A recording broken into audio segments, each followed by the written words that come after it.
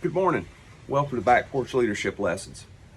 Today I want to talk to you about that crest you saw at the beginning of the video. You know, that hangs next to my front door. It's a big W and it says Wells, established 1998. The reason that's important is that if you walk up to my front door and you knock on that joker, whoever opens the door, you know what to expect. See, you know the value, the character, and direction of all the individuals that live under that roof because we've hung the brand right next to the front door.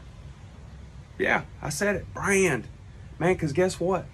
I am the head of my household. More importantly, I'm the spiritual head of my household. That doesn't mean I get to be the boss. There's only one that's the boss. What that means is I follow the boss's direction and establish value and character within the family. In fact, as the head of my household, I have to be a servant leader. That means I come last. Everybody else comes before me. God comes first, wife comes second, kids come third.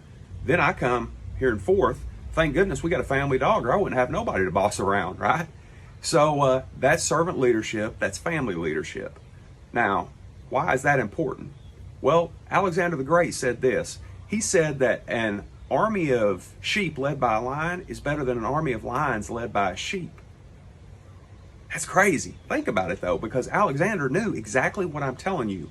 A leader establishes the culture, the values, the direction, the very tenacity of the team that he leads. You see why that's important at work? Man, that is, see, this ain't just about family, man. This is also about what you do at work. Because if your team is knocking it out of the park at work, you're knocking it out of the park. If they're not, you probably ought to be a little bit introspective on that.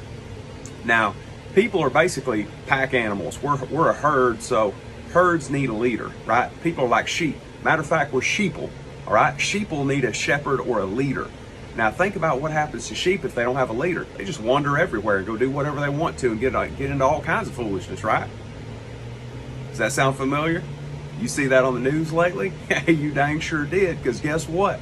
People out there right now are just roving around in angry mobs, leaderless.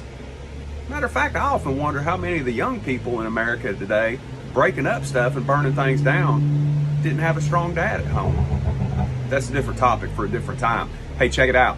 The people that should be stepping up and leading this thing, they're not. They're running along behind the mob, trying to figure out what the mob wants, and they're feeding the mob instead of leading the mob.